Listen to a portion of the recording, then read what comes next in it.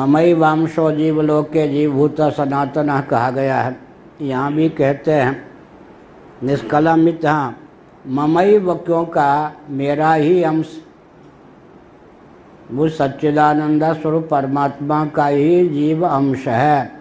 क्योंकि चारवाक जो मानते हैं वो भूत चतुष्टय का अंश मानते हैं जीव को।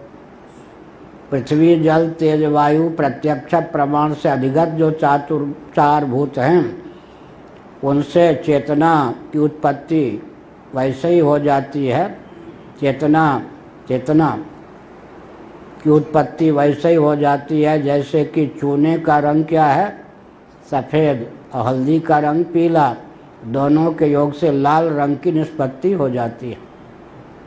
चेतना विशिष्ट शरीर का नाम जीव हो जाता है। जीव कोई पहले से नहीं होता। और ये चारों तत्व जो हैं, पृथ्वी जल तेज वायु जड़ ही हैं, लेकिन इनसे चेतन जीव की उत्पत्ति वैसे ही हो जाती है जिस प्रकार जैसे कि चूना और हल्दी के योग से लाल रंग की निष्पत्ति हो जाती है। ऐसे तो जीव हुआ भौतिक, चातुर्भौतिक जीव है, चेतना रूप, चेतना विशिष्ट शरीर का नाम जीव है। चेतना लुप्त हो गई तो शरीर सब हो जाता है। तो उनके यहाँ जो जीव किसका अंश हो गया, चारों भूतों का, उसका व्यावर्तन करने के लिए, प्रसिद्ध करने के लिए कहा ममैव, मेरा ही, जीव भौतिक नहीं है। दोनों प्रकार के उदाहरण हैं। अब उसमें बलावल देख करके फिर लंबा शास्त्रार्थ है। ये सब जो है चेतना युक्त है या नहीं, ऐसे कैसे करने से तो इससे लोम उत्पन्न होते या नहीं। ये लोम अगर चमड़े पर आघात न करें, लोम काट दें तो आपत्ति तो नहीं है, कोई कष्ट तो नहीं होगा। चेतन से जड़ की उत्पत्ति का यह दृष्टांत है। क्या चेतन कल्प, चेतन से जड़ की उत्पत्ति का दृष्टांत है। चेतना संपन्न किससे, त्वक से, शरीर से लोम, चेतना विहीन लोम की उत्पत्ति हो जाती। चेतना युक्त या नाखून माने जिसके काटने से खून ना निकले, उतने अंश चुलबुली भाषा में नख कहते हैं, नख, लेकिन हिंदी में नाखून। तो ये हुआ ना, ये चेतना संपन्न है या नहीं। नाई की परीक्षा आप तो काटते नहीं कि जाति पाति कहाँ घुस गई, कम से कम नापित पहले नाखून तो बना देते थे। अब होता है कि हम हैं नापित जाति के, उसे घटिया आ गया तो पाँव छूना पड़ेगा, इसलिए सब ने कहा हाथ खड़ा कर दिया। आपको नाखून बनाना हो तो वो अपने मशीन रखिए, हमसे आशा मत कीजिए हम बाल बना सकते, नाखून नहीं बनाए। वहाँ जाति पात बैठी है या नहीं, जाति पात की भावना है या नहीं, मिटा दो। अब देखो नापित तो ब्राह्मण नहीं है ना, लेकिन वो भी परहेज करता है कि सबके पाँव नाखून, पाँव भी छूना पड़ेगा या नहीं, कैसे हम छुएंगे। इसलिए हमने क्या कहा, नाखून। तो चेतना युक्त जो ये है उससे नाखून पैदा हुआ या नहीं। लेकिन मलमूत्र पसीने से जब जीव पैदा हो जाते हैं, जड़ से चेतन भी उत्पन्न। अब दोनों दृष्टांत है, जड़ से ब्रह्मसूत्र शंकर भाष्य से बोल रहा हूँ। जड़ से चेतन की उत्पत्ति का भी दृष्टांत है, चेतन से जड़ की भी उत्पत्ति का दृष्टांत है। दोनों में बलावल चलता है। तो अंत में जाकर बहुत शास्त्रार्थ के बाद 5-7 पीढ़ी ऊपर, श्रेणी ऊपर पहुँचने पर चेतन से जड़ की उत्पत्ति का प्रसंग ही सत्य सिद्ध होता है, युक्ति सम्मत। जड़ से चेतन की उत्पत्ति का प्रसंग गलत सिद्ध होता है। अंशश्च जीव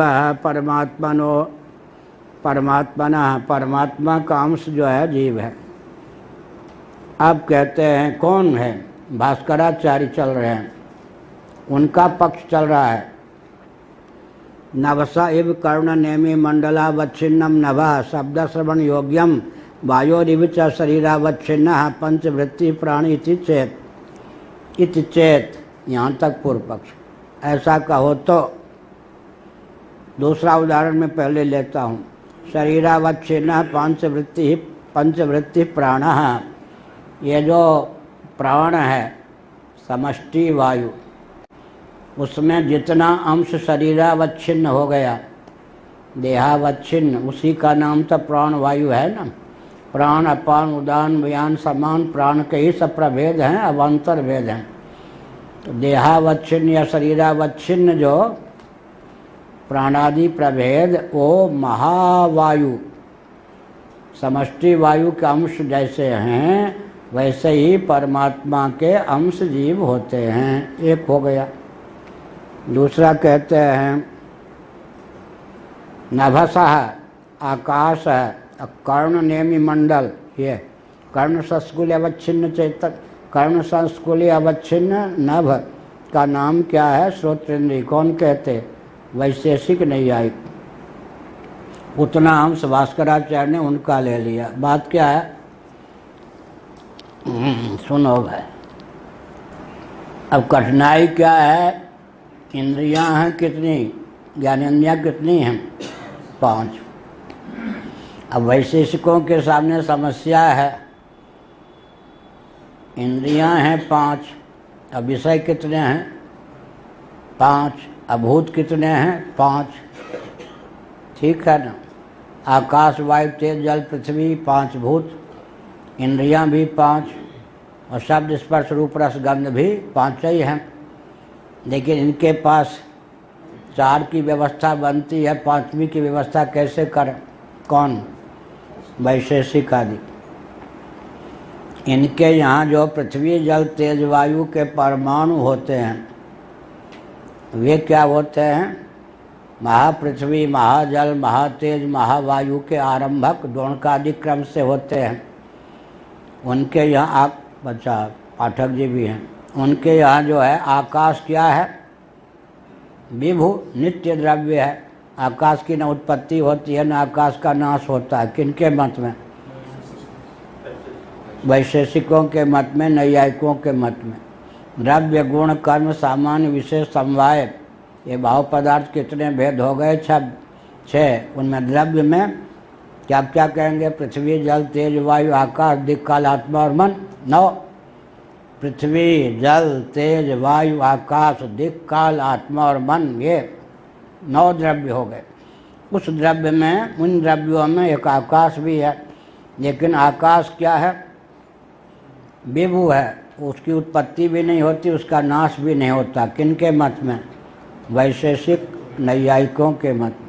सांख्यों के मत में, योगियों के मत में, वेदांतियों के मत में आकाश की उत्पत्ति भी है, आकाश का नाश भी है। अब कौन बच गए? मस्त मौला पूर्व मीमांसक। उनके यहाँ तो घोषणा है न कदाचित अनिदृशम जगत। क्या कभी ऐसा नहीं था कि जगत ऐसा नहीं था? अर्थात न वो महाप्रलय मानते हैं न महासर्ग मानते हैं। वो मान लें तो उनके सामने कठिनाई है, कहीं ईश्वर न गले पड़ जाए। ईश्वर से बचना है, चाहे जगत का संहार न मानो, सृष्टि न मानो। अगर क्योंकि ईमानदार थे ना, ये कम्युनिस्ट लोग बड़े ईमानदार होते। अगर हम ईश्वर को मानेंगे तो ईश्वर का संविधान मानने के लिए बाध्य होंगे।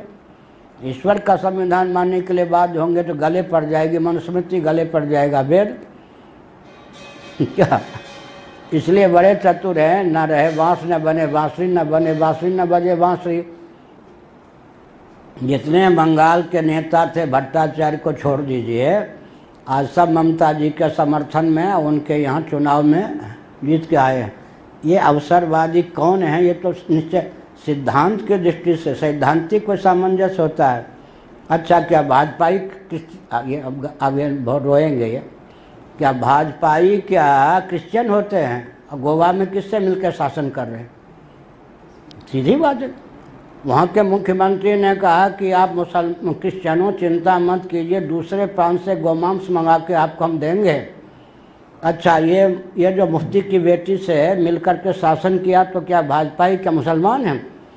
अवसरवादिता का नाम सिद्धांत नहीं होता है ना। कम्युनिस्ट अलग चीज़ हैं, कुरान शरीफ को मानने वाले अलग चीज़ हैं, क्रिश्चियन बाइबल को मानने अलग बात है। आजकल की अवसरवादिता के आधार पर सिद्धांत का अंकन थोड़े होगा। विचार सैद्धांतिक चल रहा है ना। कौन किसका वो कम्युनिस्ट, अच्छा कितने कम्युनिस्ट हैं, लाइए 4 कम्युनिस्ट जो कम्युनिज्म को जानते हो। नहीं जानते तो कम्युनिस्ट अपना रटते जाओ। अब मनुष्य कहे मैं बकरा हूँ रटते जाओ। हम वृंदावन में रहे हैं, समझ गए। पहले आप स्वामी जी कहना पड़ेगा, स्वामी जी आप हैं। वल्लभ संप्रदाय, श्री वल्लभ संप्रदाय, श्री रामानुज संप्रदाय, श्री मध्व संप्रदाय, श्री निम्बार्क संप्रदाय, हम सबसे हम परिचित। क्योंकि स्वामी अखंडानंद जी महाराज इन सब आचार्यों की, मध्वाचार्य को छोड़कर वो कट्टर द्वैतवादी, इन सब आचार्यों का जन्मदिन मनाते थे, अभी भी मनता है। तो उनके जन्मदिन के अवसर पर मथुरा वृंदावन में जो जो उस संप्रदाय के विशेषज्ञ होते थे, गृहस्थ हो या बाबा, बुलाए जाते थे। स्वामी जी ने कहा था लेकिन आपका प्रवचन उन्हीं आचार्य पर होगा ही, उनकी कृपा थी, बहुत कृपा थी। तो सबको हमने देखा।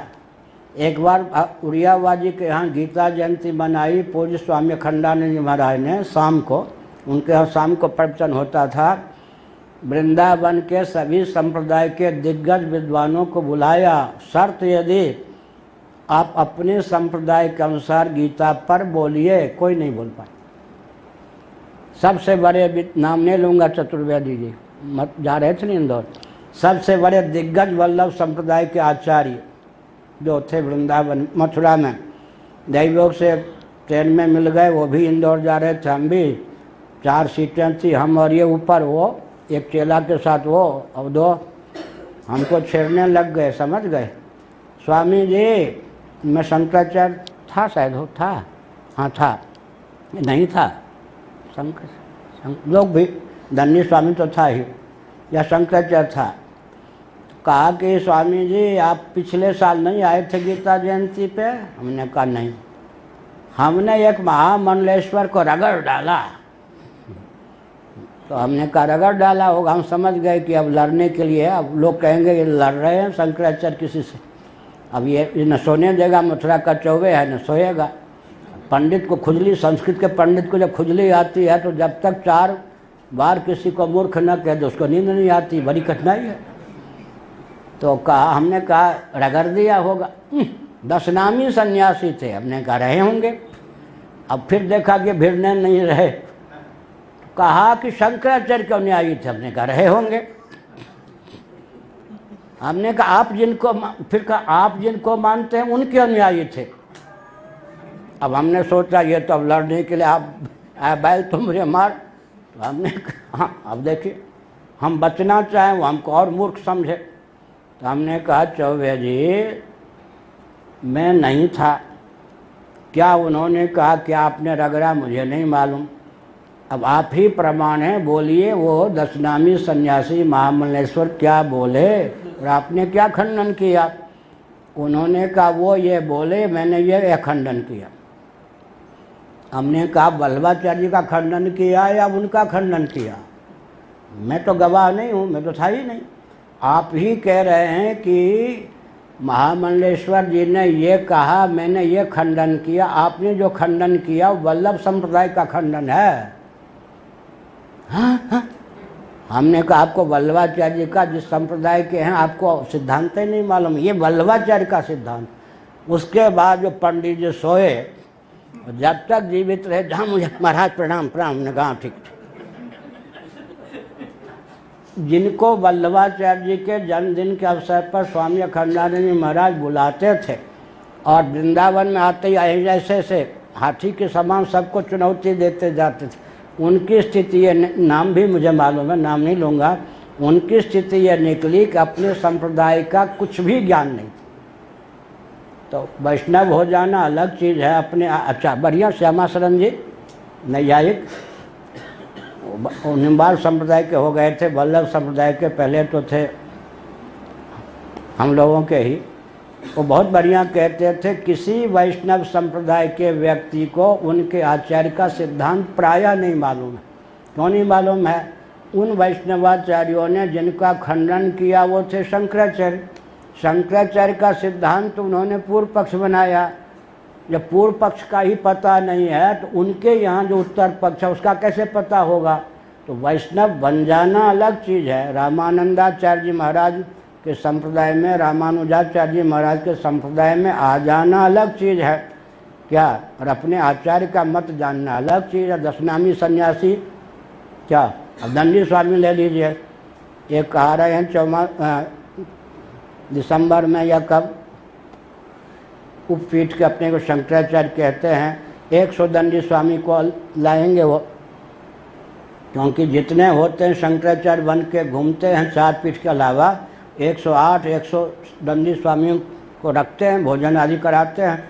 उसमें से 900 कम से कम भारत में दंडी स्वामी हैं, 9 व्यक्ति होंगे मुश्किल से जिनको शंकराचार्य का सिद्धांत मालूम होगा।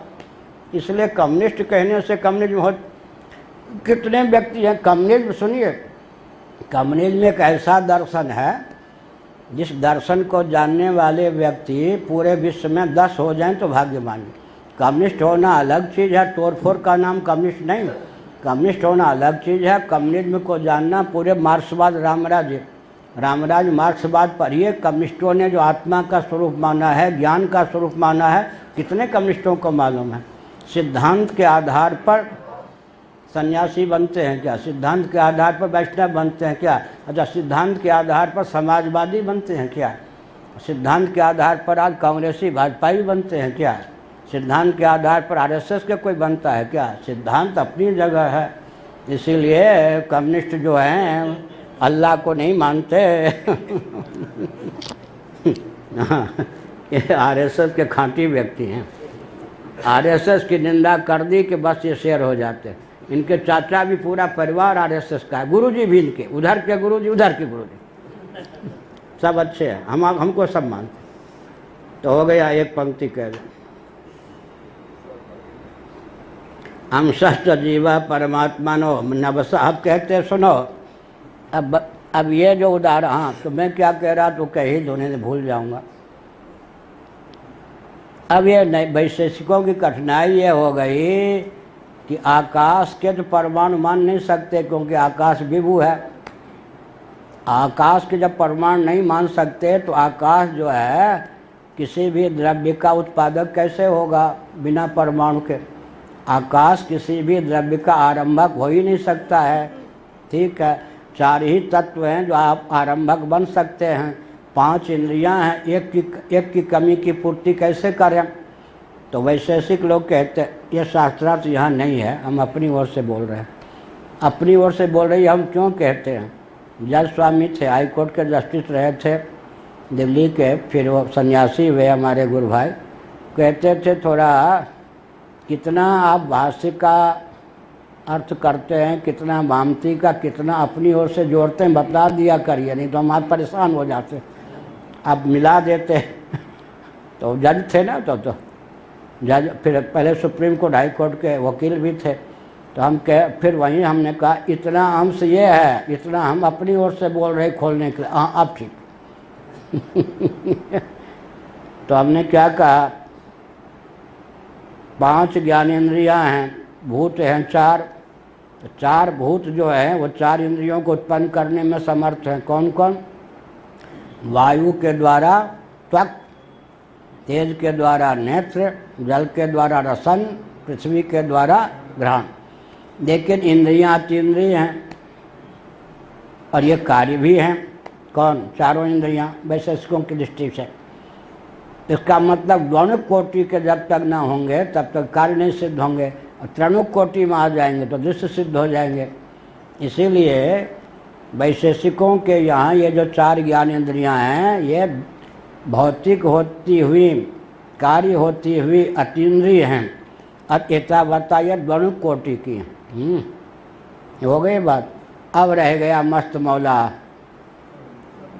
कान रह गया, कर्णेंद्रिय रह गई।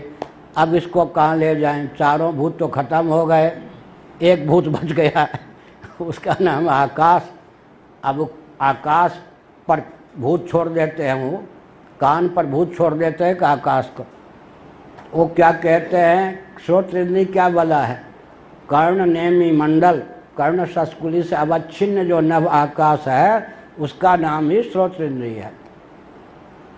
तो क्या हुआ, श्रोत्रेंद्रिय जो है वो न भौतिक है, आकाश रूप ही भूत कोटि का है, लेकिन उसमें विशेषण क्या लगा दिया, अवच्छेदक कौन बना दिया, ये जो कर्ण नेमी है, कर्ण नेमी मंडल से अवच्छिन्न जो यहाँ का नभ है आकाश, वही श्रोत्र इंद्रिय है।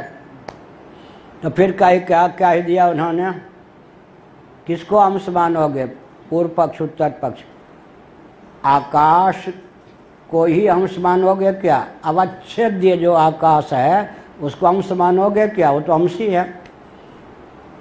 अवच्छेद जो बनता कैसे, अवच्छेद्य हो, अवच्छेदक हो, दोनों का संबंध हो तब अवच्छिन्न पदार्थ की सिद्धि हो, विशेषण हो विशेष्य हो, दोनों का संबंध हो तब विशिष्ट पदार्थ की सिद्धि हो। अवच्छेद्य तो आकाश हो गया, अवच्छेदक यह कर्ण सस्कुली या कर्ण नेमी मंडल अवच्छेदक हो गया, अवच्छिन्न कौन हो गया, वो आकाश इतने दायरे में आया हुआ। तो अब वो आकाश को तो स्वयं अंशी है, वो अंश नहीं कह सकते, इसको अंश कहेंगे क्या, ये तो पार्थिव है।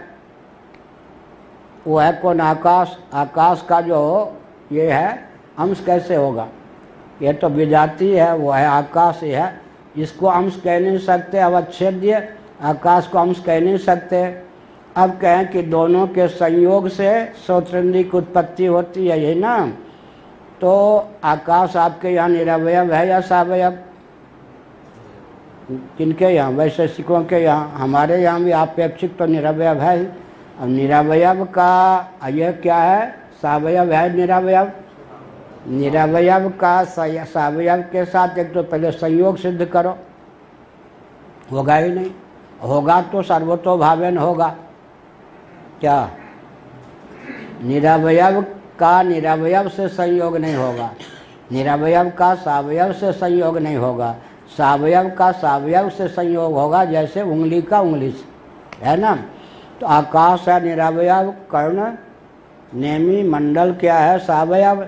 अब ये जो सावयव है व्यापक आकाश का अवच्छेदक बनेगा, अवच्छेदक बनेगा तो संयोग होगा ना, तब तो अवच्छेदक बनेगा।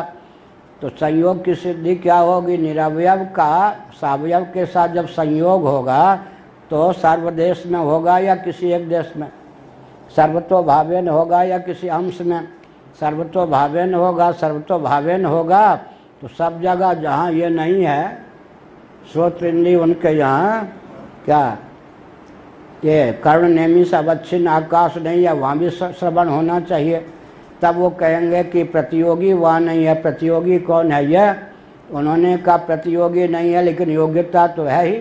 सर्वतोभावेन कर्ण संस्कुली से आकाश का क्या हो गया, संयोग हो गया। सर्वत्र सुनाई पड़ना चाहिए, वो तो नहीं होता, योग्यता विद्यमान है तो सुनाई क्यों नहीं पड़ सकता, इसीलिए क्या हुआ, इसीलिए कर्ण संस्कुली से अवच्छिन्न नभ रूप जो नभ है उसमें भी अंश का लक्षण नहीं गया, स्वयं आकाश जो अवच्छेद्य है उसमें भी अंश का लक्षण नहीं गया, कर्ण संस्कुली में भी अंश का लक्षण नहीं गया, गेल भैंस पाइन में अंश सिद्ध ही नहीं हुआ। तब क्या हुआ, अविद्यक है, माया को लेकर अंश अंशी भाव है, माया को लेकर अंश अंशी भाव है, माने तत्वता है ही नहीं। ये आगे होगा, हो गया, कठिन बात है ना ये सब।